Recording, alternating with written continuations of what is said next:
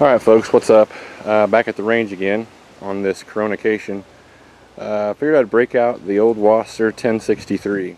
I have not shot this gun in far too long. I've kind of neglected it ever since, I guess, the past 2 or 3 years since I got my AK-74. The 47 just kind of fell by the wayside, but felt like bringing it out, shooting it some. I only brought out like 5 mags to shoot, and talk about it a little bit. So pretty much this gun, when I bought this, I'm guessing it was around 2009, 2010, so somewhere between 10 and 12 years ago. And luckily the guy at the gun shop took me in the back, and because I told him I heard a lot of bad things. Everyone was saying, you know, Arsenal, Arsenal, Arsenal.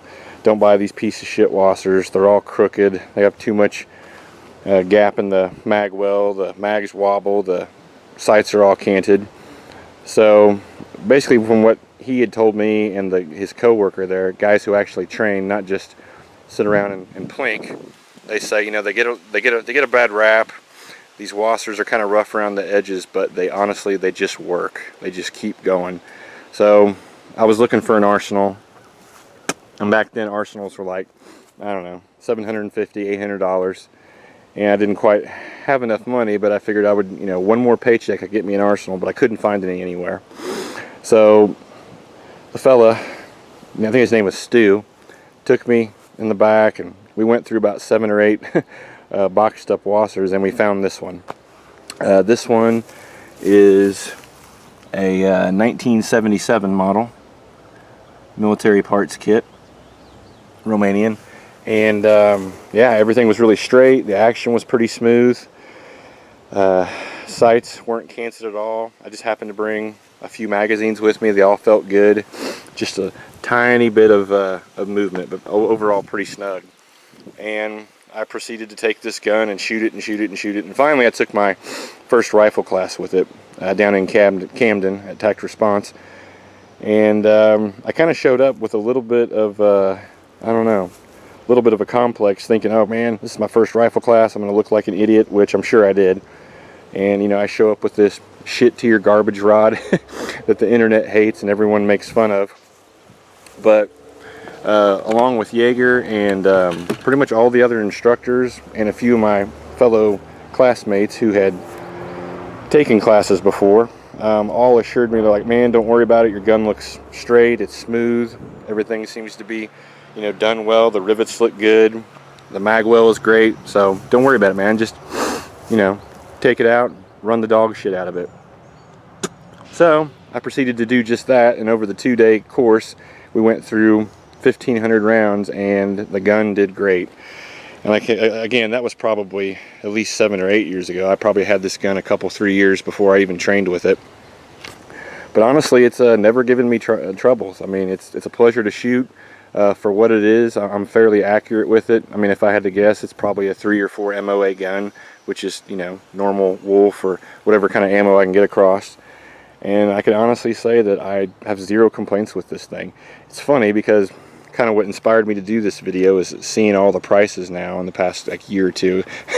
I honestly can't believe that, you know, rough around the edges, you know, supposedly quote unquote shitty WASRs, the gun that everyone loved to hate and make fun of, guys are scrambling to buy them as fast as they can the past couple years, and I guess now they're cool, now they're accepted, which is kind of funny because they also cost between I don't know, $700 and $800, which is mind-blowing to me. So when I got this gun, granted, like I said, it was, you know, somewhere between 10 and 12 years ago, I walked out the door paying this thing, I think it was like maybe like $402. I think it was $375, $380, so, you know, counting tax and stuff, out the door, basically $400. And honestly, I can probably say it is by far the best $400 I ever spent. Now, if I were to go and try to sell this thing, I mean, hell, I could probably get at least $600 out of it, which I have no intention of doing. But it's just kind of funny how things and times change. It's pretty much went through a bunch of different iterations over the course of its life. I ran it for a little bit with the stock shitty kind of laminate wood on there, and then I changed it out to like this gray and black. I think it was from Timbersmith. I didn't really like it, so I sold it to a buddy. Then I put the KVAR furniture on it, which you see here. Took off the stock, ran a Magpul stock, ended up pretty much breaking 2 of those, so I don't trust those, you know, as far as I can throw them. So I ended up going back and putting back the KVAR stock that I had on it for years. Probably a month after I got it, I put the Ultimac rail on it, which is a godsend. And I just got a Haley Thorntail light mount that pushes the light forward with a like a 600 lumen Surefire on there. It seems to do pretty well. Changed out the muzzle device. That's a Definitive Arms. I think it's called a fighter brake. Super short, super lightweight, only weighs an ounce, and seems to help with the recoil a little bit. Changed out the grip to a Magpul one, and that's pretty much it. So only maybe, you know what, 3 or 4 small cheap additions, and gave it my paint job, the same one I gave my AR-15. Of course, you know, run a sling on it. That's pretty much it. I've had a red dot on it before, long time ago when I was a super poor. I had the Bushnell TS-25 on there. It did okay. It survived the class. It didn't cook it.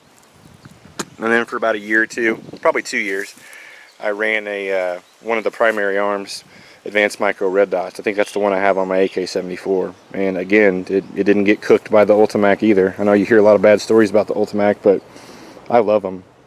Cheap, lightweight, and give you all the mounting surface you need. But I kind of just enjoyed this, running this more with just irons. On the rear sight leaf, I ended up doing the what do you call it, the Fuller rear sight mod. I took a little file and widened the rear notch, made it more into a V instead of a U. That seems to help me since my eyes are getting worse by the day. But that's pretty much it. I guess this is kind of a 10-year update on this thing, and I have no intentions whatsoever of selling it, because this has definitely been by far one of the most reliable and fun guns that I've ever owned. So I guess that's it. This pretty much wraps it up. Just wanted to share you my old beater gun that seems to keep on ticking. So we'll see you later.